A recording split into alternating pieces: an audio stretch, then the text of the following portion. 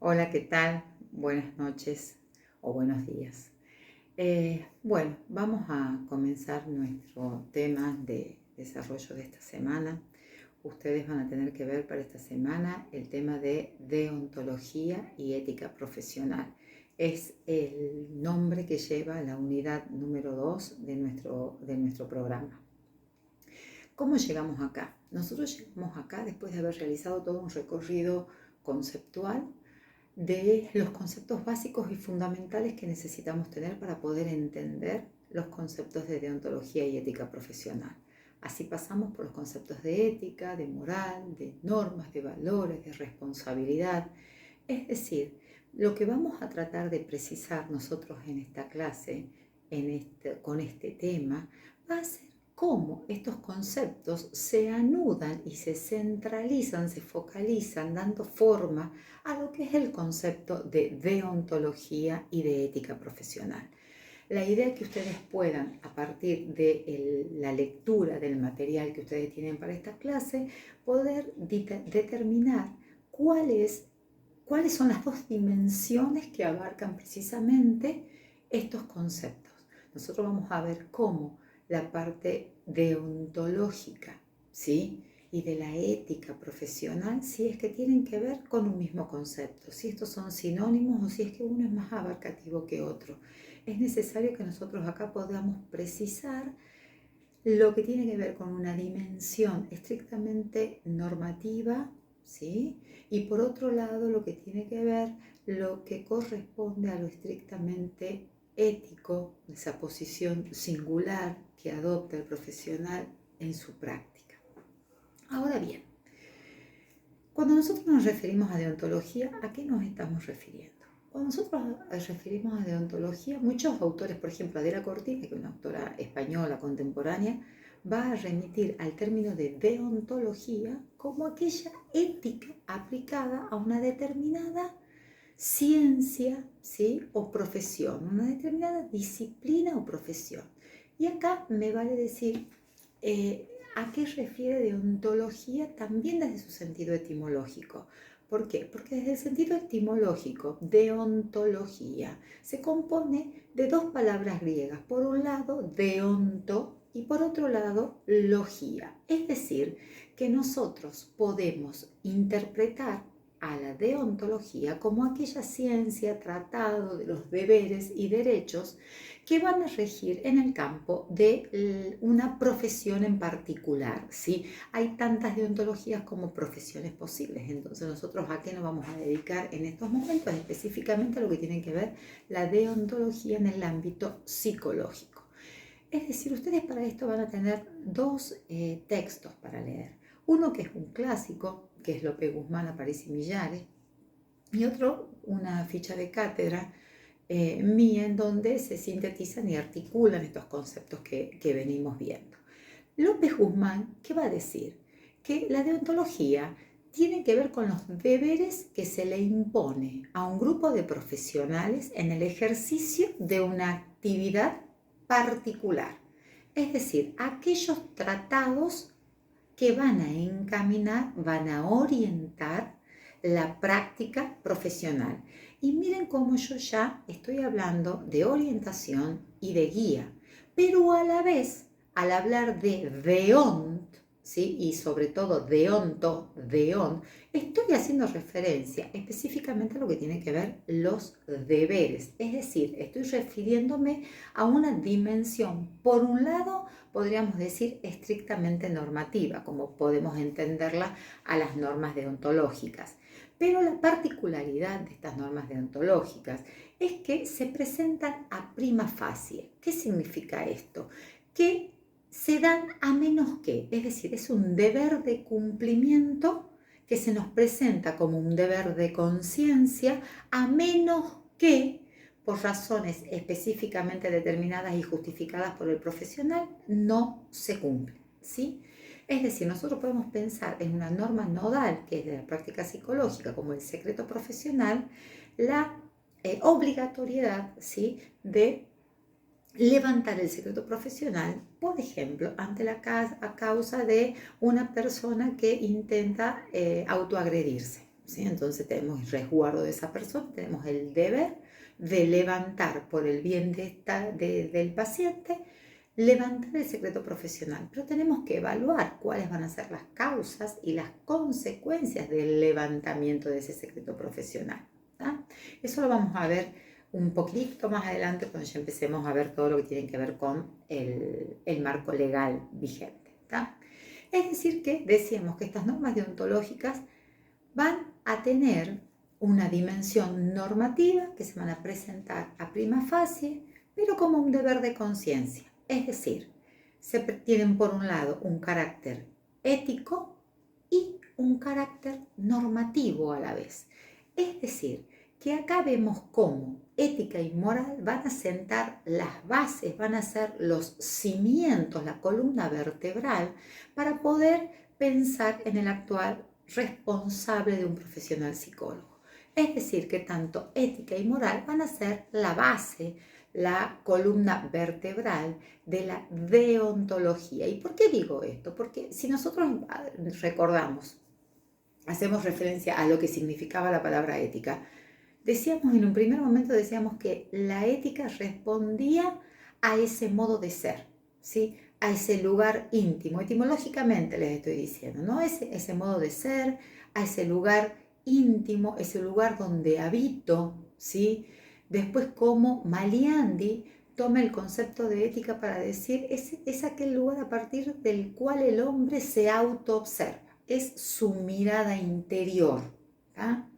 Y por otro lado vamos a tener el concepto de moral, ¿sí? Que alude precisamente a modos de ser, a costumbres, pero que remitía a estas costumbres que respondían a un tipo normativo, ¿sí? Entonces, la moral como un sistema normativo de reglas, de leyes, que van a responder a cierta contingencia, a cierto consenso de partes y que van a ser propias, ¿sí? Van a ser propias de un grupo de referencia.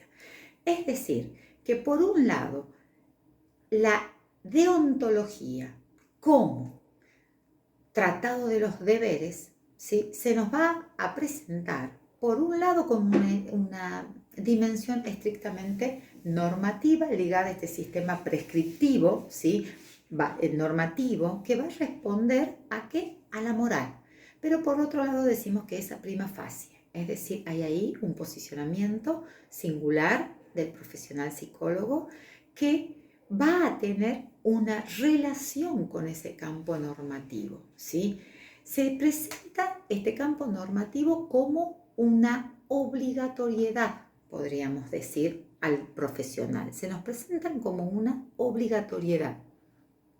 Es decir, una obligatoriedad que sin embargo no se acata de manera mecánica, de manera automática y de manera obediente, ¿sí? ¿Por qué? Porque decimos, se da a prima facie, ¿sí? A menos que. Es decir, que en este sentido es el profesional psicólogo el que va a tomar este campo normativo, este marco legal vigente, para poder entenderlo, aprenderlo, hacerlo propio y ponerlo en acto ante qué situaciones, ante situaciones dilemáticas o problemáticas que se le presenten en su práctica. Es decir, que en este sentido, la ética profesional excede los límites de la dimensión normativa, de esta dimensión normativa, particularista, contingente. ¿Por qué? Porque lo enfrenta al hombre con su propia decisión, ¿sí? Con su propia soledad, ¿sí? ¿Por qué? Porque lo enfrenta al profesional psicólogo ante una situación dilemática, ¿sí? Ante una situación problemática, a tomar una decisión. Cuando hablamos de dilema, estamos haciendo referencia a una conjunción de dos afirmaciones o de dos posibilidades que tienen el mismo carácter, la misma fuerza, pero que se presentan como disyuntivas, ¿sí? Entonces tiene que tomar una decisión. Sin embargo, ¿sí? Entonces,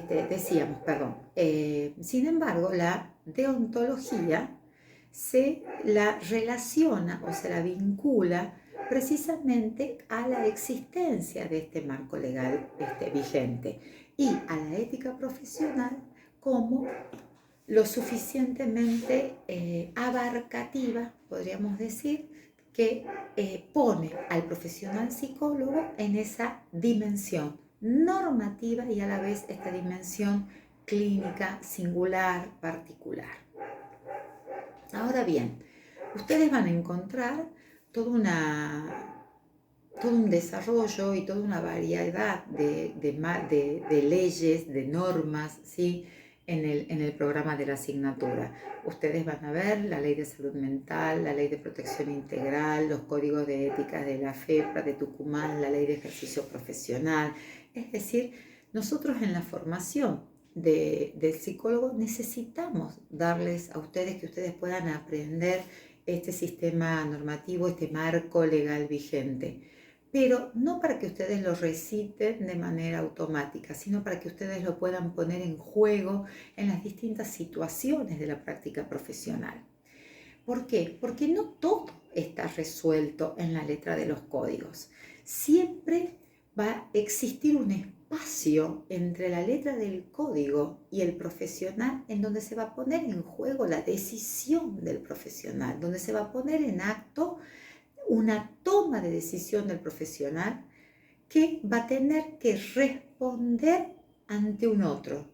Una toma de decisión que no está contemplada quizás en la letra del código, porque no todo se puede contemplar en un marco normativo, no todo se puede incluir. Entonces va a tener que verse el profesional con esa toma de decisión, ¿sí? Con ese espacio de interacción a partir del cual va a tomar esa decisión. ¿A partir de qué? De su ethos profesional, ¿sí? Es decir, a partir de su singularidad ética. Entonces, de esta manera nosotros podemos decir ¿qué cosa? Que todo acto profesional, ¿sí? Implica un acto moral, ¿tá? Que como tal, todo acto moral tiene, ¿sí? Una singularidad y una normatividad asociada a ese acto, ¿sí? Todo acto profesional, en tanto acto moral, va a ser indisociable a la singularidad en que se presenta en cada sujeto ese sistema de valores, ese sistema de creencias, de reglas, de prescripciones. Es decir, que en el acto profesional, en la práctica profesional del psicólogo, se va a poner en interjuego, por un lado, todo este aspecto normativo, todo este marco legal, todo este sistema normativo, y por otro lado, se va a poner en juego los modos de subjetivación, es decir, cómo el profesional hace propio esa letra, cómo el profesional hace propio ese sistema normativo. Por lo tanto, nosotros, ¿qué es lo que podemos ir concluyendo acá? De que no va a ser universalizando la regla que un profesional se va a comportar de manera adecuada o correcta en su campo profesional, en su actitud profesional. ¿Por qué? Porque el profesional va a ser el intérprete de esas normas explícitas en los códigos deontológicos y por lo tanto va a ser responsable de su puesta en acto. Nunca la letra de un código va a constituirse de manera cerrada en un campo obligatorio, cerrado, inconexo con el ser del psicólogo, impuesto como una obligatoriedad externa. No, nunca un código deontológico va a reemplazar la capacidad de discernimiento del profesional psicólogo y con él la capacidad de poder el psicólogo hacerse responsable de su práctica profesional y responsable del sujeto también de que padece, responsable en el sentido de tratar de dar respuesta y de responder ante el otro que padece. Bien, ustedes, como les decía, van a tener 2 textos para ver este tema. Yo los invito, por favor, a que ustedes hagan un rastreo bibliográfico en la web, de propagandas, de videos, de películas que estén en relación a lo que tenga que ver con la práctica profesional del psicólogo, para que así podamos ir trabajándola en los espacios de las clases de los días martes y los días miércoles. Así pueden ir trabajándola en relación con el marco normativo y también con esta singularidad de la que les estoy hablando.